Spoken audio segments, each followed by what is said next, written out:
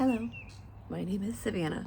I am an autistic adult. I also have ADHD, and if you sit me down for a full assessment, they might tap on something like ARFID, CPTSD, OCD. Honestly, the list could go on depending on who you're talking to and who's trying to diagnose you, right? Because that's what it comes down to, their opinion. It's just one person's opinion. So if you've gone to the doctor to seek validation, to ask for answers, to say, hey, how do I get assessed for autism or ADHD? And you're met with disbelief or difficulty or, oh, that's not an option for you, walk out, leave. You can go to Savvy Life Skills here and DM me and say, hey, Savannah, you wouldn't believe what I just heard. Where do I go? What can I do? And we'll look at your zip code. We'll figure out where you are, if you need insurance coverage or private pay, and we'll try to come up with some options as to where you can pursue it.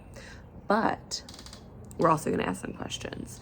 Why are you seeking an assessment for ADHD or autism? What will that offer you? And trying to make sure that we're getting in a place that will give you what you need. In other words, I have seen some places that do autism assessments and try to offer a treatment plan before they've ever even talked to you, and it's not even clear what their services are for adults. So it's good to ask questions. And if the paperwork is too lengthy, and if you're a literal girly like me who's reading all of it, and you just feel unsure about scheduling something, trust yourself.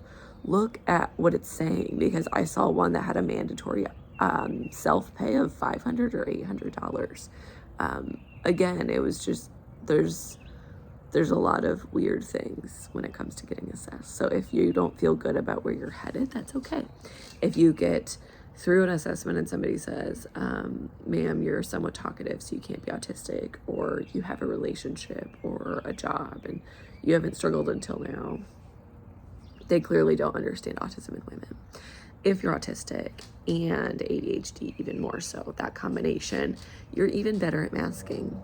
People don't see when you're struggling. People think that you're honestly killing it, and they are baffled, taken aback, bothered, upset by, offended, the fact that they missed that you were autistic or neurodivergent.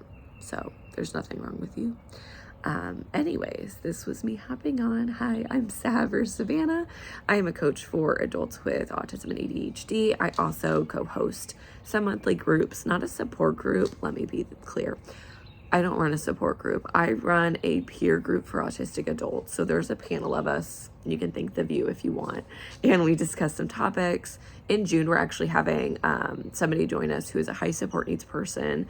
And we're just going to have a little bit of a discussion. But we also have hundreds of autistic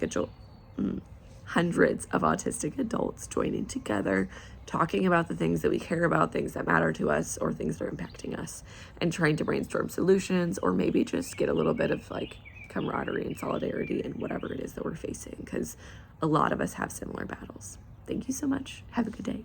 Bye.